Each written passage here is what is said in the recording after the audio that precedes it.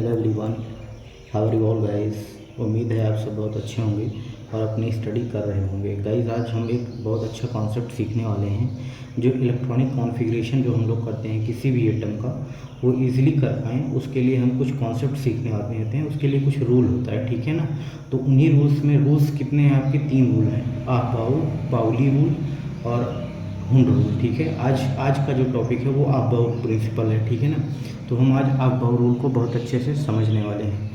तो कॉन्सेप्ट को शुरू करने से पहले हम आपको बता देना चाहते हैं, अगर आप चैनल पे पहले से हैं तो आपको तो मेरे पढ़ाने का तरीका ज़रूर पता होगा, लेकिन अगर आप चैनल पे नए हैं तो प्लीज़ आप नोटबुक के साथ पहली क्लास ज़रूर कवर कीजिए। उम्मीद है आपको अच्छा लगेगा और आपने ऐसा यूट्यूब पे कभी भी कहीं सीखा भी नहीं होगा जिस तरीके से हम आपको सिखाने वाले हैं, ठीक है। तो पेशेंस रख के प्लीज़ नोटबुक और पेन के साथ आप एक क्लास ज़रूर करिए, ठीक है। आपको आइडिया हो जाएगा कि कितना डिफरेंट मैं आपको किसी भी कॉन्सेप्ट को डिलीवर करता हूँ, ठीक है। तो ठीक है, बिना टाइम वेस्ट किए हुए हम लोग स्टार्ट करते हैं। आज का जो टॉपिक है क्या है, हमने पहले से ही लिख दिया है कॉपी में ताकि आपका टाइम बचे, ठीक है। तो चलते हैं, स्टार्ट करते हैं। तो अबाउ प्रिंसिपल, सबसे पहले अबाउ प्रिंसिपल हम पहले ही बोल दिया है कि इसका यूज़ कहाँ होने वाला है, इलेक्ट्रॉनिक कॉन्फ़िगरेशन लिखने में। तो सबसे पहले हम किसी भी चीज़ को पढ़ने से पहले 3 चीज़ों का जानना बहुत ज़रूरी होता है, ठीक है। एक, व्हाट इज़ अबाउ प्रिंसिपल, या ये हम नॉर्मल की बात करें कोई भी चीज़ हो तो सबसे ज़्यादा इम्पोर्टेंट 3 चीज़ें ज़रूर होती हैं जानने के लिए कि व्हाट इज़, व्हाट, व्हाई और व्हाई, हाउ। व्हाट, व्हाई और हाउ। किसी भी चीज़ को अगर आप इस तरीके से जानते हैं कि उसको व्हाट, व्हाई और हाउ करके, तो आप उसके बारे में कंप्लीट नॉलेज अक्वाई कर पाएंगे, ठीक है। तो आज हम जानते हैं, चलिए जैसे एग्जांपल के तौर पे आज हम पढ़ते हैं अबाउ प्रिंसिपल को। तो इसमें सबसे पहला जो कॉन्सेप्ट होगा हम सीखने वाले हैं व्हाट इज़ अबाउ प्रिंसिपल सीखेंगे।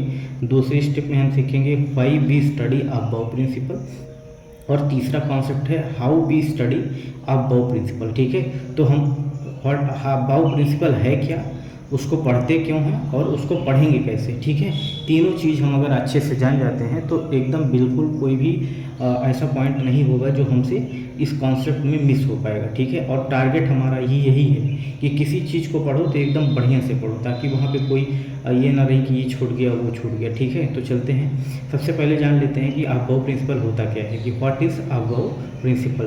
तो मैंने यहाँ पे लिखा क्या है कि according to Aufbau principle electrons are filled in increasing energy of subshell. Aufbau क्या बोलता है कि जब भी आप इलेक्ट्रॉन को फिल करेंगे ना तो एनर्जी के बढ़ते क्रम में भरेंगे। मतलब इसका मतलब क्या है कि आप लोअर एनर्जी के ऑर्बिटल में पहले इलेक्ट्रॉन भरेंगे, उसके बाद हायर ऑर्बिटल में इलेक्ट्रॉन की फिलिंग करेंगे। अभी एग्जैक्ट क्लियर हो जाएगा एकदम बढ़िया से। अभी ये प्रिंसिपल ये है, अगर आपको कोई पूछे कि अबाउ प्रिंसिपल क्या है तो आप यही बोलेंगे कि अबाउ प्रिंसिपल क्या बोलता है, पहले लोअर एनर्जी का ऑर्बिटल फिल होगा, उसके बाद हायर एनर्जी का सबसे फिल होगा, ठीक है। ये हो गया। दूसरी चीज़ क्या है कि why we study Aufbau principle, हम अबाउ प्रिंसिपल पढ़ क्यों रहे हैं, ठीक है। तो यहाँ लिखा क्या है, to write the correct electronic configuration.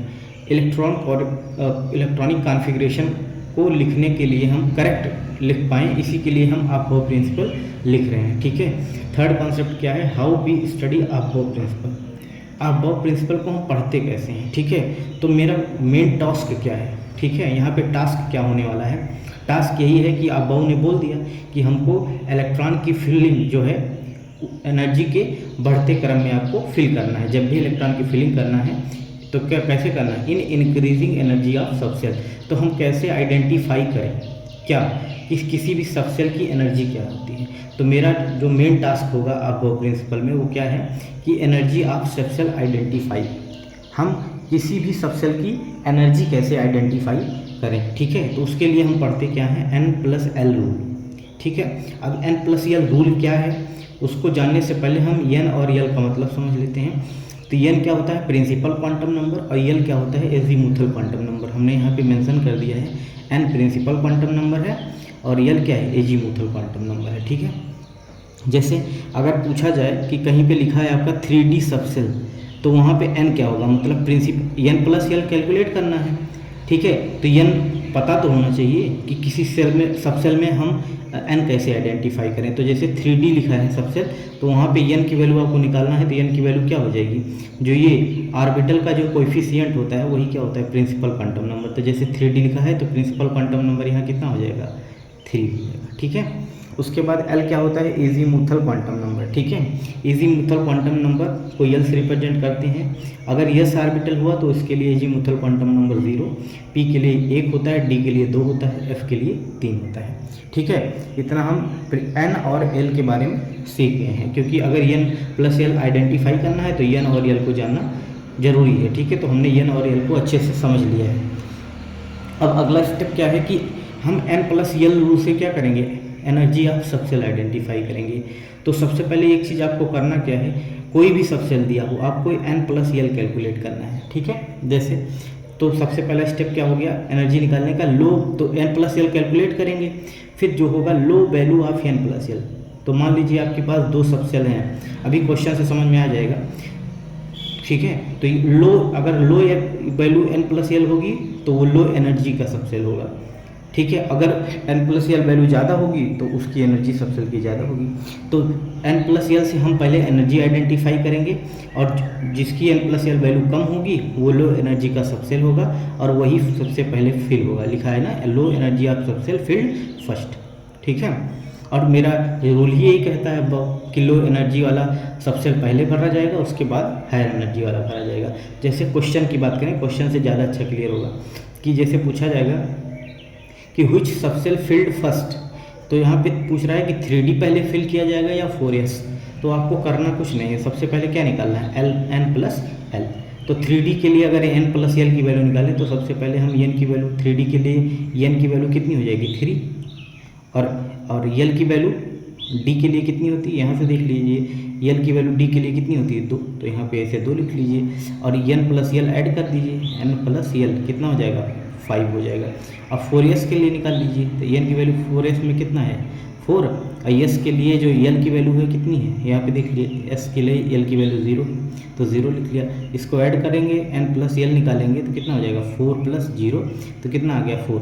अब यहाँ दोनों 3D और 4s में n प्लस L मिनिमम किसका है, मिनिमम किसका है, 4s का है, क्योंकि इसका 4 आ रहा है, इसका 5 आ रहा है, ठीक है। तो यहाँ यही बोला गया कि low value n plus L जिसका होगा वो लो एनर्जी का सबसेल होगा, उसको पहले भरेंगे। तो यहाँ पे पूछा था ना कि which subshell field first, 3D और 4s, तो 4s जो है 3D से पहले फिल होगा, ठीक है। तो 4s में को पहले फिल करेंगे, फिर 3D, ठीक है। एक क्वेश्चन तो ये हो गया। लेकिन कभी कभी क्या होता है कि n प्लस L वैल्यू क्या होती है, सेम हो जाती है। If n plus L value same, तो आपको करना क्या है, क्या देखना है, लो वैल्यू ऑफ n देखना है। n क्या है, प्रिंसिपल क्वांटम नंबर। तो उस सबसेल में आपको क्या देखना है, लो वैल्यू ऑफ n। तो जिसकी वैल्यू लो होगी वही आपको पहले फिल करना है, ठीक है। जैसे क्वेश्चन देख लीजिए, which subshell field first, which subshell field first, जैसे 3D हो गया और 4p हो गया, तो हमने सबसे पहले वही n प्लस L निकालेंगे, n प्लस L।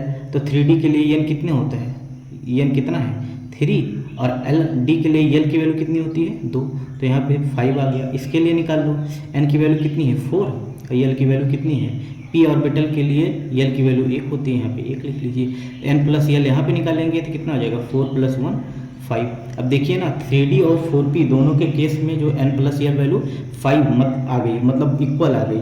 तो जब इक्वल आ जाएगी तो आपको कौन सा ऑर्बिटल फील्ड फर्स्ट करना है, जिसकी लो वैल्यू होगी n की। तो यहाँ 3D और 4p में n कौन सा होता है, जो ऑर्बिटल के पहले लिखा होता है। तो देखिए यहाँ 3D में ये n, ये 3 मिनिमम है, तो यहाँ पे क्या होगा, 3D orbital, oh sorry 3D subshell, 3D subshell filled first. तो इस वाले में 3D सबसेल पहले भरा जाएगा, ठीक है। यहाँ से क्लियर हो गया होगा। तो इस प्रिंसिपल की मदद से आपने क्या सीखा कि आपको अगर सबसेल दिया है, ठीक है, तो कौन सा सबसेल पहले भरा जाएगा, उसका मैंने तरीका समझ लिया है। क्या है कि उसके लिए हमको n प्लस L रूल लगाना है। n प्लस L अगर जिसकी लो होगी वो लो एनर्जी का सबसेल होगा, उसको पहले भरेंगे। अदरवाइज अगर कंडीशन सबसेल में ऐसी आ गई कि n प्लस L हमने आइडेंटिफाई किया और वो सेम आ गया, तो आपको लो वैल्यू n देखना है, जिसकी वैल्यू n की कम होगी उसको आप पहले फिल कर देंगे। आई थिंक ये तो क्लियर हो गया होगा अच्छे से। अभी आगे और आते हैं। देखते हैं।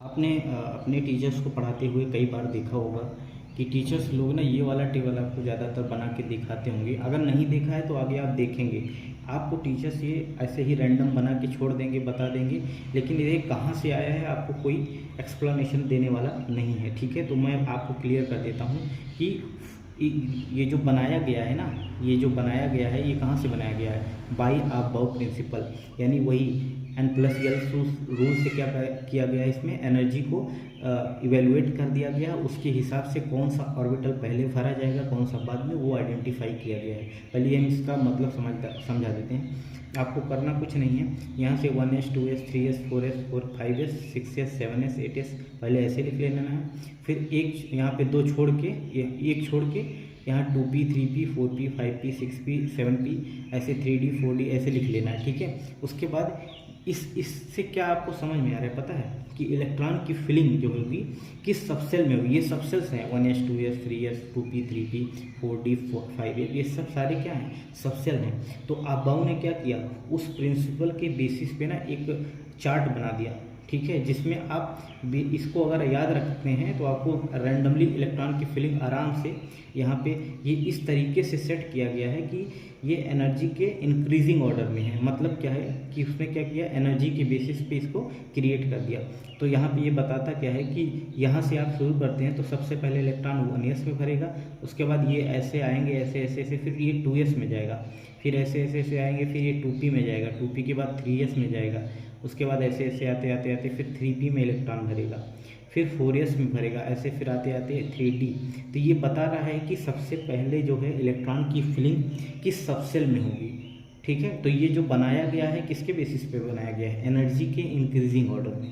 ठीक है, तो यहाँ पे क्या हो गया, 1s लो एनर्जी का हो गया, उससे ज़्यादा एनर्जी का 2s है, इसके ज़्यादा एनर्जी का 2p है। तो जैसे यही चार्ट से आपसे पूछा जाए कि रैंडम क्वेश्चन ऐसे पूछता है कि which orbital will field first, पूछेगा कि पहले 3d भरा जाए या 4p भरा जाए, तो आप क्या बोलेंगे। यहाँ से आप देखिए पहले ये 3d भरा गया है तो 4p भरा गया जाएगा, तो इसका मतलब 3d ऑर्बिटल जो है पहले भरा जाएगा, उसके बाद 4p ऑर्बिटल भरा जाएगा।